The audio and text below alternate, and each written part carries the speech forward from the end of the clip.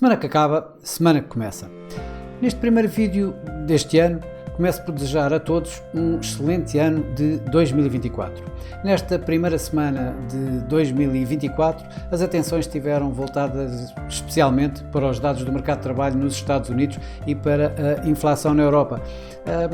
Dados esses nos Estados Unidos que mostraram que a economia continua bastante resiliente e que o mercado de trabalho continua bastante quente. O número de novos postos de trabalho criados em 2023, em dezembro de 2023, superaram as expectativas,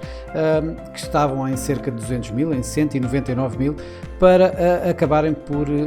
registar um número em torno dos 215 mil, 216 mil para ser mais preciso. Isto depois de os próprios números do ADP, ou seja, do mercado privado do emprego, também terem saído acima do esperado. Esperava-se há cerca de 115 mil, acabaram por sair cerca de 160 mil, 164 mil, e os números das vagas de emprego, por outro lado, caíram um pouco, mas ainda assim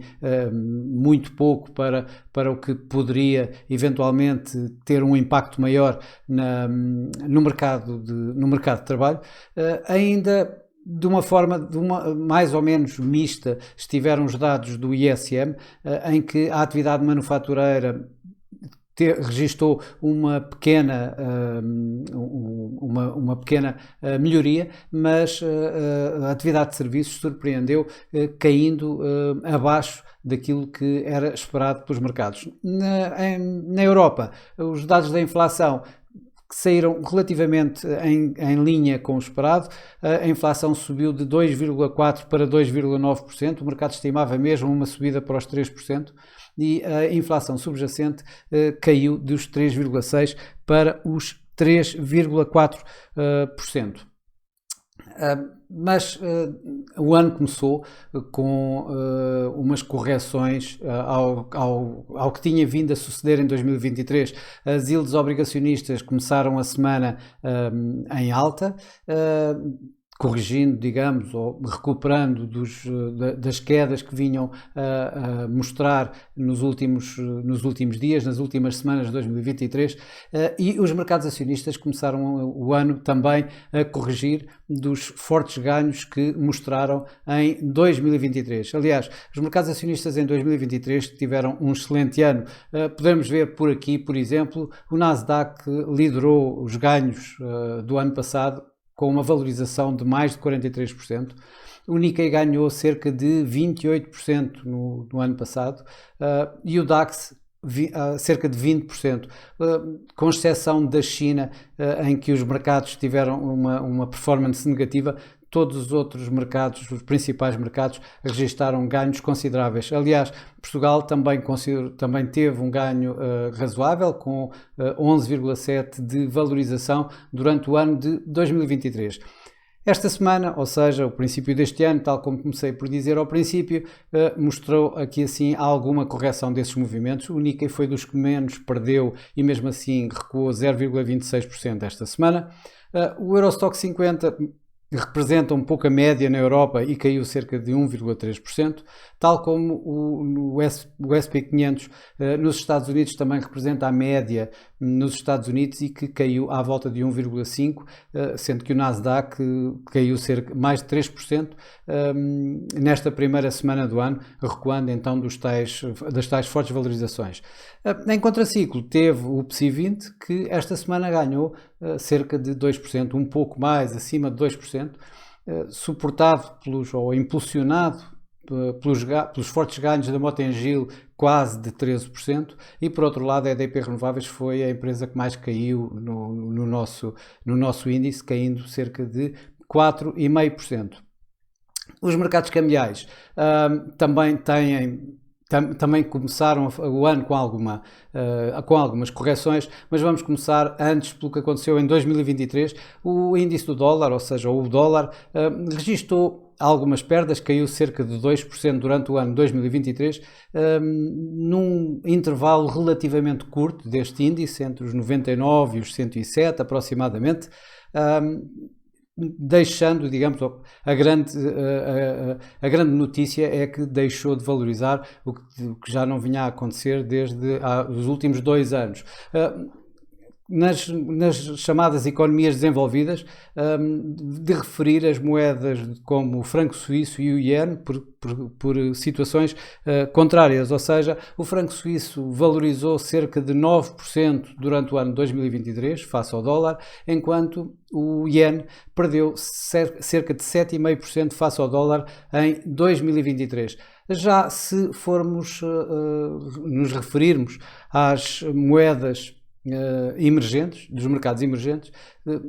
vamos destacar o peso mexicano pela positiva, que ganhou face ao dólar cerca de 13% aproximadamente, e já a lira turca se destacou pela negativa ao perder um pouco menos de 60% durante todo o ano de 2023. Este ano, tal como comecei a referir, registramos aqui assim também algumas correções aos movimentos. O iene, que ultimamente, ou seja, nas últimas semanas do ano de 2023, tinha vindo a registrar ganhos consideráveis, começa o ano de novo a perdeu mais de 2% esta semana, com o dólar iene a vir dos 141 até chegar mesmo quase aos 146. Já o euro-dólar recua também, ou continua a recuar dos máximos que fez nas últimas semanas de 2023, que chegou acima de 1,11, começou o ano à volta de 1,1040 e terminou esta primeira semana, a negociar à volta de 1,0940, isto depois de ter registrado mesmo um mínimo abaixo dos 1,09. As commodities tiveram um ano também bastante complicado durante 2023. O ouro, pela positiva, com yields a baixarem, com as expectativas das taxas de juros também em queda, com um dólar a desvalorizar um pouco, o que aconteceu durante o ano passado, acabou por levar uma valorização durante 2023 de cerca de 13,5%, com o ouro a atingir um novo máximo histórico acima dos 2.150 dólares por onça. Já o petróleo negociou em sentido contrário, ou seja, houve fortes perdas no mercado do petróleo. Foi um ano em que houve bastante volatilidade nos mercados petrolíferos, isto muito à custa, obviamente, de receios entre receios de falta de procura do produto, do crude, e por outro lado alguns stresses na oferta derivado a vários fatores geopolíticos, um deles inclusive é agora mais próximo, o conflito no Médio Oriente. O WTI, como vemos por aqui, perdeu cerca de 11,5% durante o ano de 2023. Este ano começa tudo em sentido contrário, ou seja, a corrigir a tal correção que eu tenho vindo a referir, ou seja, o Brent acabou a semana a ganhar mais de 2%, se fôssemos para o WTI, esse ganhou inclusive cerca de 3%, um pouco acima de 3%, enquanto por outro lado o ouro perdeu um pouco menos de 1% durante esta primeira semana de 2024. A semana que vai começar é uma semana relativamente mais calma em termos de